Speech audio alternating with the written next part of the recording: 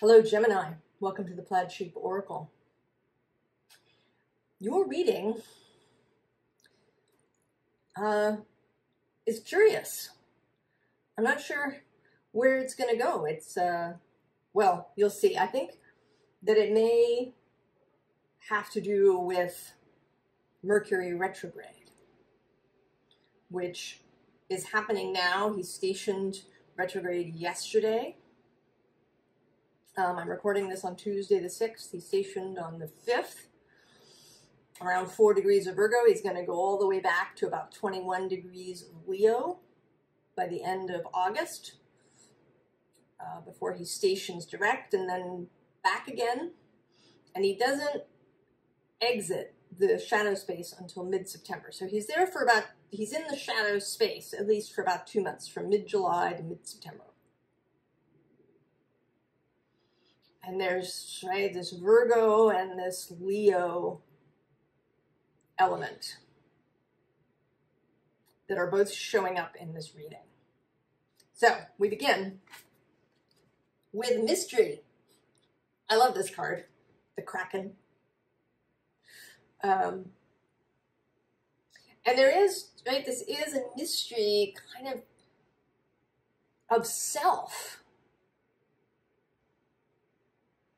There is some personal mystery, something, maybe something about yourself that you don't see, that is a mystery to you. Some aspect of yourself that you've never met or understood. But it's a beautiful aspect because the visible underlying is Kali with love. This great power. And she's sort of Gemini-ish with all of her arms. And then the invisible underlying is the Gunakadayat. I've probably mangled that. The blessing. This fish in the story gets bigger and bigger and bigger. This growing blessing. So there's these two aspects of this mystery. One is this visible thing that is love. And then there's this underlying blessing. It may be that you have set out on a journey to find what or perhaps who you love. I think it could be either. But something else is going to come as a result.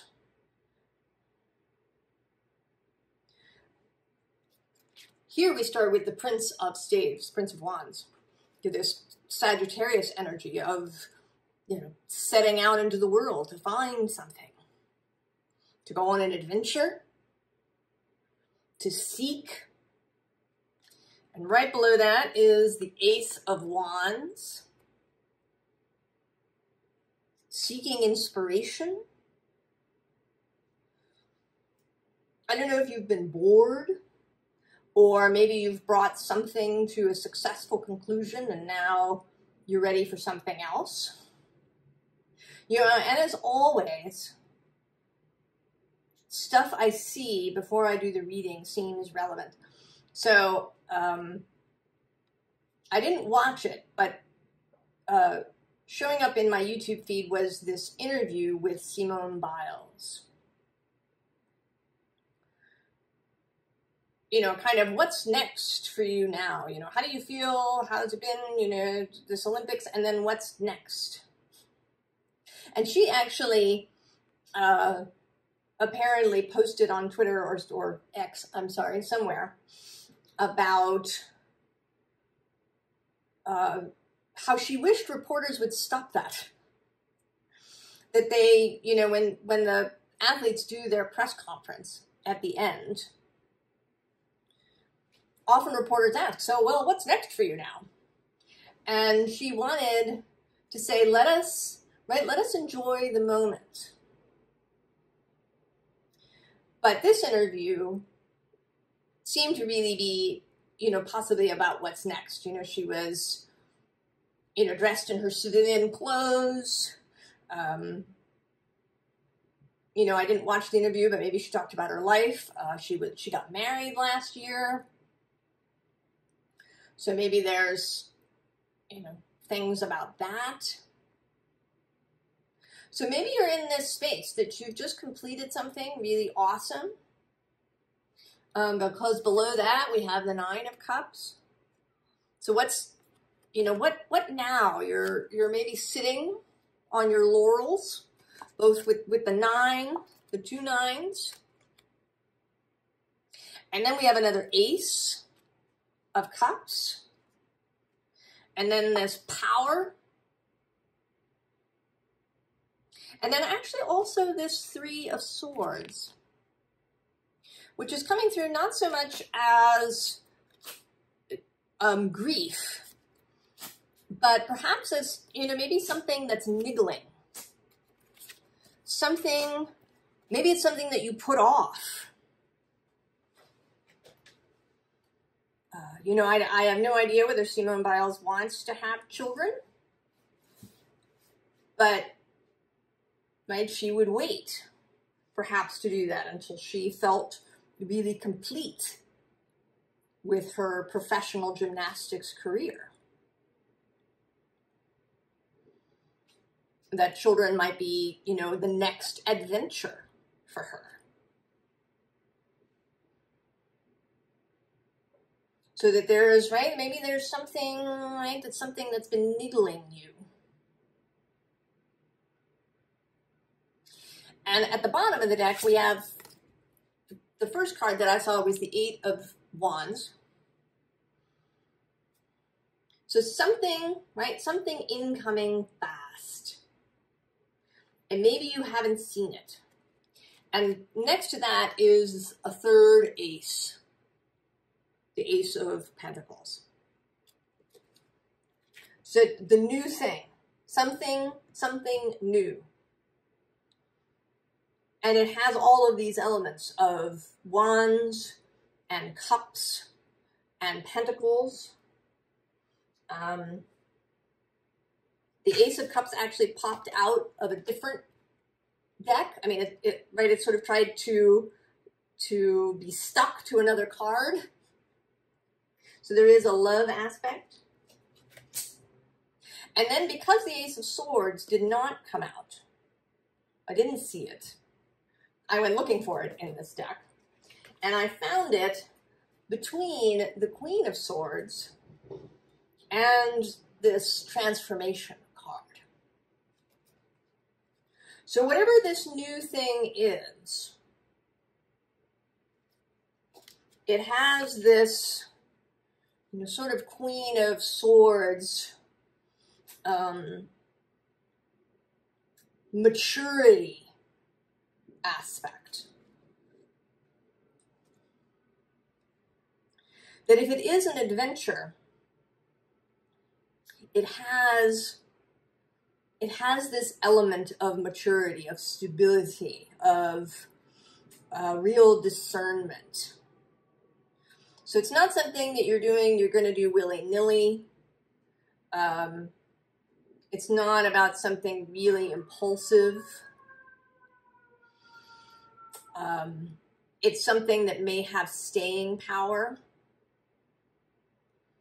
You know, so if it is, I don't know, going traveling, for example, you know, going on what seems like a travel adventure somewhere, there's going to be some component that has longevity.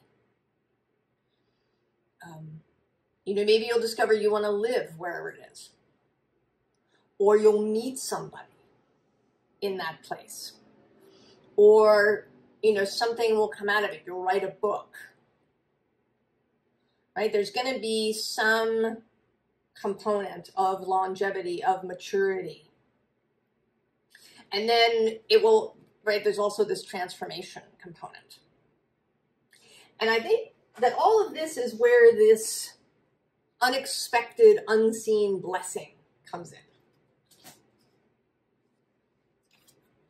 So then we have this wisdom, Saraswati, the high priestess in this deck, but wisdom. So not just, you know, getting an intuitive vibe or nudge, but again, this sense of maturity, of wisdom, of experience guiding you.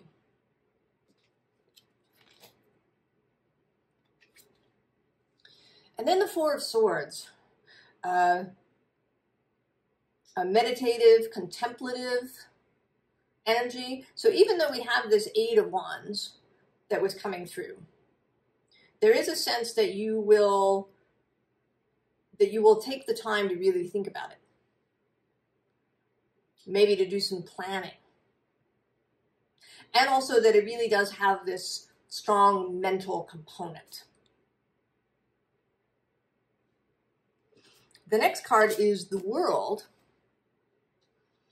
And so there is the possibility that you will go somewhere, that this is about exploring some aspect of the world where you've never been. But it might also be exploring a different mental world. Traveling in the mind to some place that you've never been. And then there is the Two of Cups. Whatever this takes you to, it is something that is a perfect fit. Could be a person, but could be any number of other things. But it is in some way a soulmate, a real complement to you. Right? That's where this love comes in.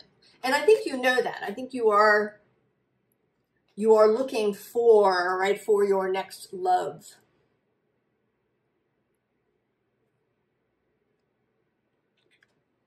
Then we have pressure, again with transformation, but fortunately there is joy right below that. The underside has this cave, which says protection. And so maybe that you have, I don't get the sense that you've been hiding, but that you needed to reach a certain level of knowledge, of understanding, of experience, of wisdom, before you could set out on this particular quest.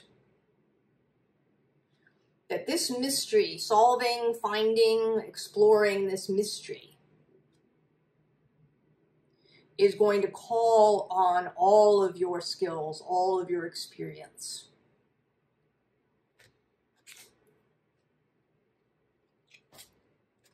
We have ignition, which I think speaks for itself. We have this air, motion, really tapping into all of those Gemini skills, really soaring, really feeling that, riding on that wave. And then the mystery repeats with dark matter. And I think that this is engaging for you. I think you really like the idea of kind of solving a mystery, of, going on a quest. I have this kind of idea in mind of, maybe you going to a place and then, having a synchronous experience there, and that leads you somewhere else, and so on.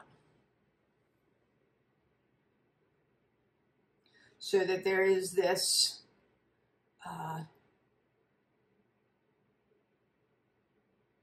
of this real quest aspect to it, as well as the solving of clues, a kind of real life mystery.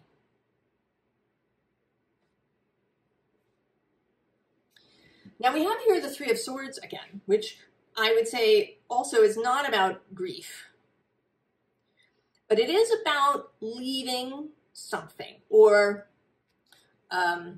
setting out even in the face of perhaps disagreement from other people. That maybe some people will try to dissuade you from this. Or maybe it'll just be in your head that you need to leave things behind.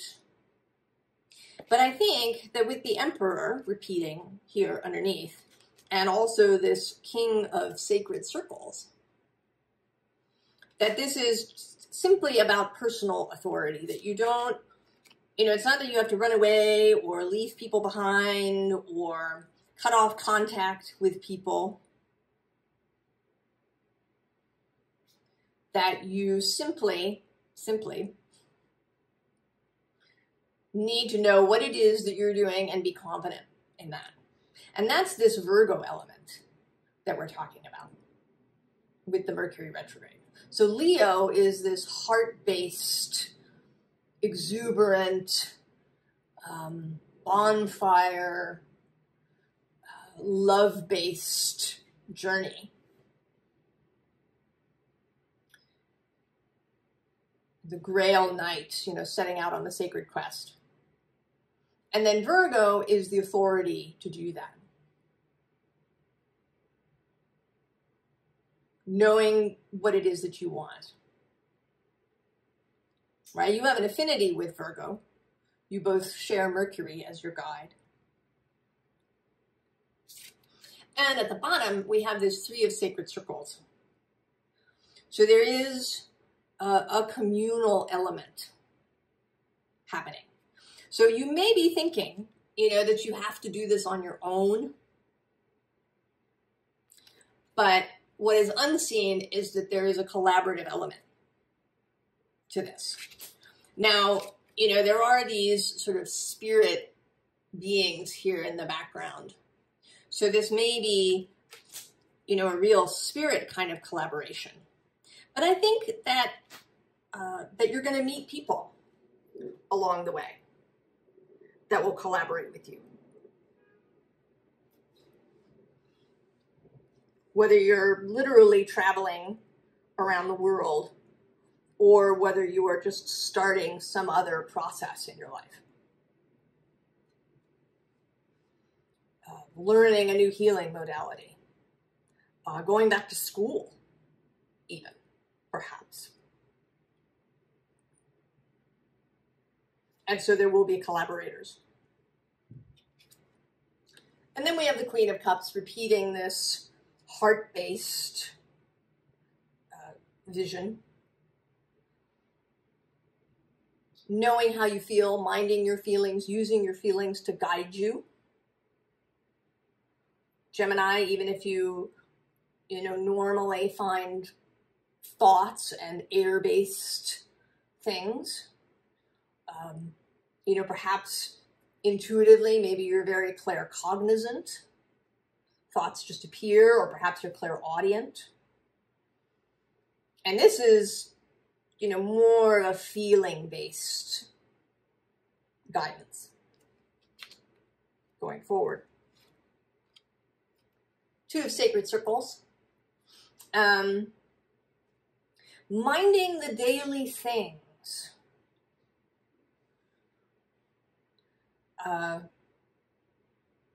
Not doing this willy-nilly. Doing some planning. That's also a Virgo kind of element. And something that is helpful during Mercury retrograde season. The astrologer Rick Levine talks about the fact that when planets appear retrograde to us, it's when they are closest in their orbit to Earth. And so that implies a kind of increased influence symbolically. So that Mercury is kind of extra Mercury, perhaps extra speedy. You know, your thoughts might run away with you.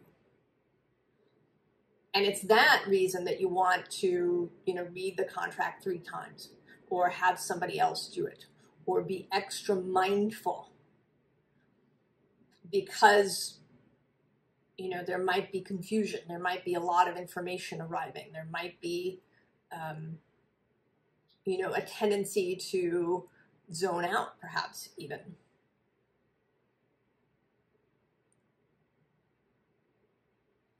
And to do that, you know, across the board, to be mindful.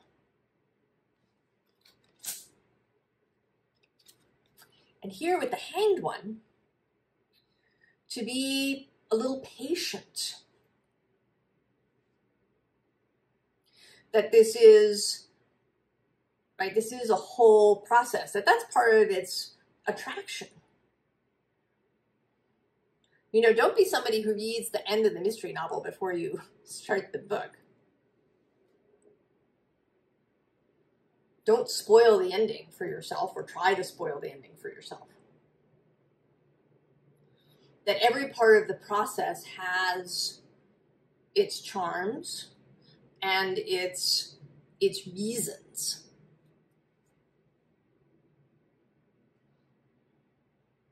Right? Just as a baby develops in a particular order.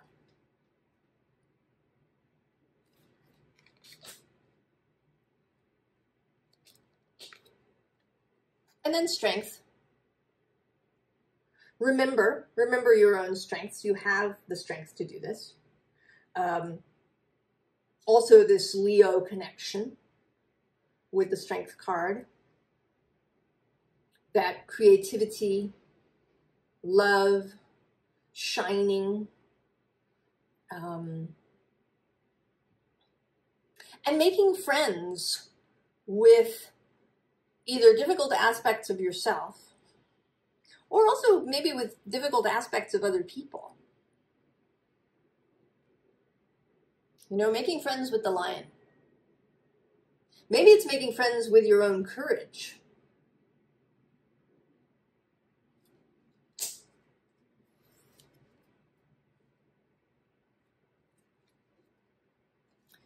So we do have the Wasp. And I don't think it's really, right, it says anger, retaliation, jealousy. I don't think it's really about that. I think this is just, it is going to be challenging. There will be challenges along the way. You may run into triggers. There are the need for courage and steadfastness. So right below that, we have the Earth Fairy.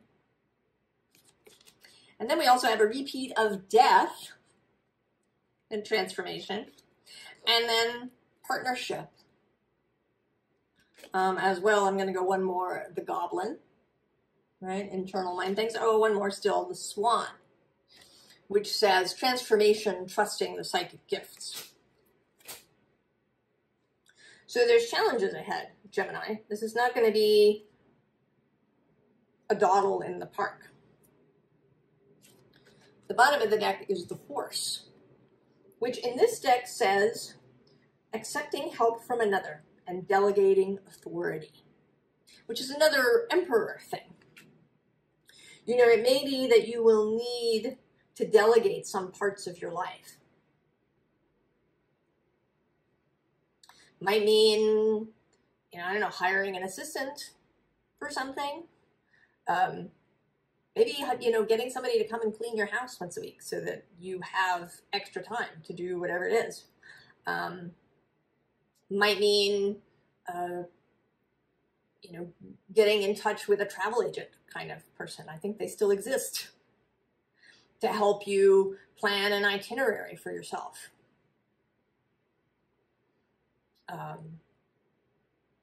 Right? In some way to offload some things that maybe you've been doing for yourself, but now you want to delegate it. Also accepting, right? Accepting help from others. You know, maybe these people who you're expecting will try to discourage you from leaving or doing this thing would actually be really good at helping you in some way. And that you just need to see them from the right perspective. And then we have the cat. Independence, healthy boundaries, also curiosity. Approach this with curiosity. Self-authority. A sense of fun. Playfulness.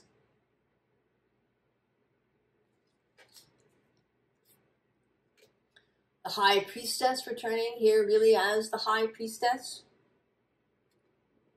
Trusting your intuition, trusting your inner knowledge, trusting your knowing so that you know where to go next as you travel along this mysterious path. And then love. And here with this staircase, sticking to it. You know, if you run into a spot that's really difficult, sticking to it, following through, continuing to climb the stairs. Remembering that love is the reason that you're here. Leaning on love when the going gets tough.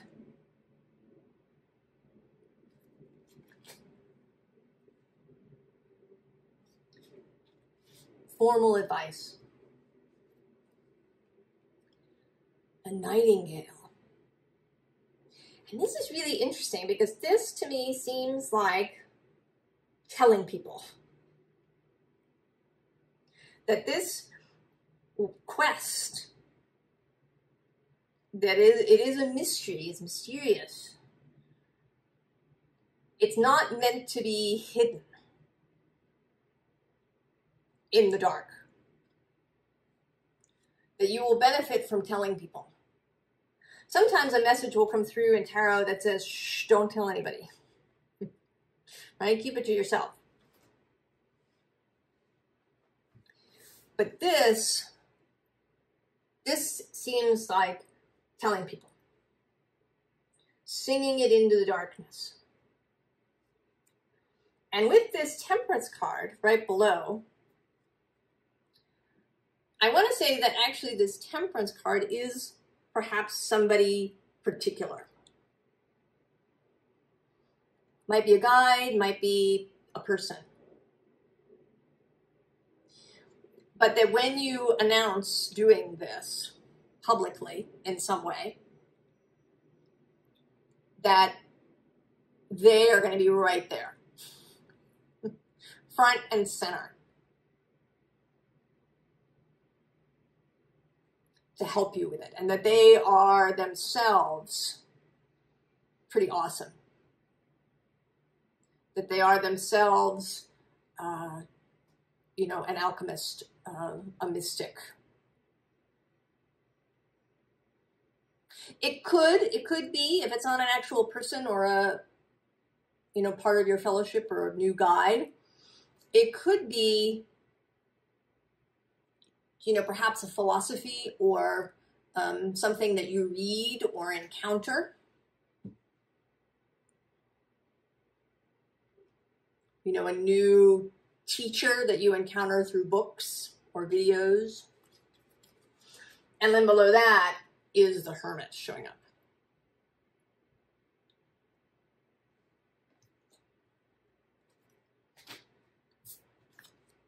The bottom of the deck has the Two of Pentacles repeating.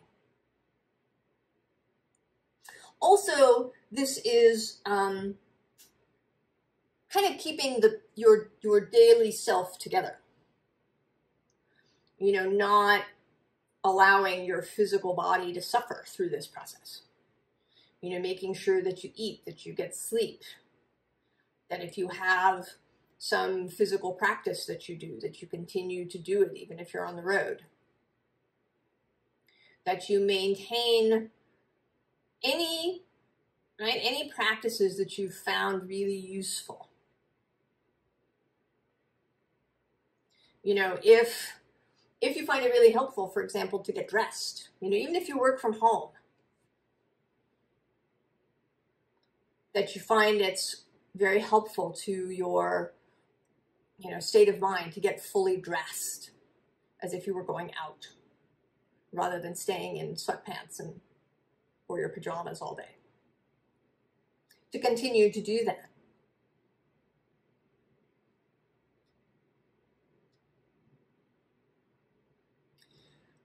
So whatever that is that keeps you, right, that keeps body and soul and mind together.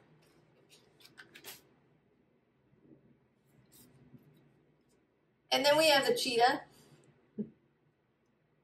So along with that 8 of Wands, the Ace of Wands, the ignition, this air motion, this dark matter swirling thing, there's going to be speed happening. And I don't think that this is you moving fast, actually. I think this is events moving fast. That once you set out on this, once it begins, that it will start moving really fast. That new people will start to show up. You know, maybe the synchronicities will begin to pile up. That you'll get to that first destination and you will immediately, you know, run into a bunch of signs and clues and synchronicities that will lead you to the next place. And that, right, because there is this blessing thing, and this makes me think of Jupiter, who is in Gemini now, along with Mars. And they are getting closer together. That there's going to be an expansion in some way as well. That starts happening at this cheetah speed. So with this 2 of Swords, keeping yourself clear, not letting yourself get distracted, right? Focus, Gemini.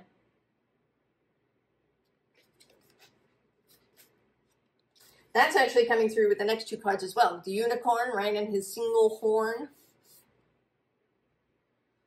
Focus. And be prepared for magic. For things to happen that you may have thought were impossible.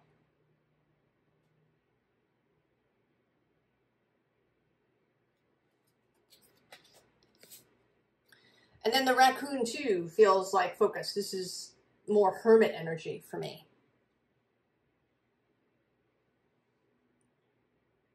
And be alert to what might be hiding in the darkness. Right? The kraken who hides, you know, sort of lurks down at the bottom where the sun doesn't reach. Right, down in the Mariana Trench. Know that clues and synchronicities and guidance may be in the dark. And with the raccoon might be found in unexpected places and things that you may have thought of as trash. Right, as unwanted.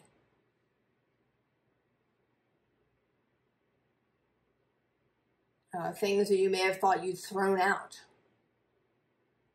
might come back around to be helpful or have clues for you. People that you may have rejected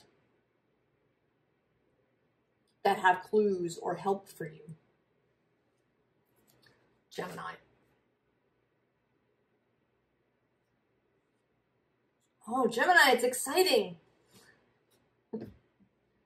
I want you to come back and tell us what it is in the comments. What are you What is your quest? Where are you going? What happens when you need it? What new world is opening up for you, Gemini, that's mysterious and unexpected? I wish you the very, very best, Gemini. And I will see you next time. So long.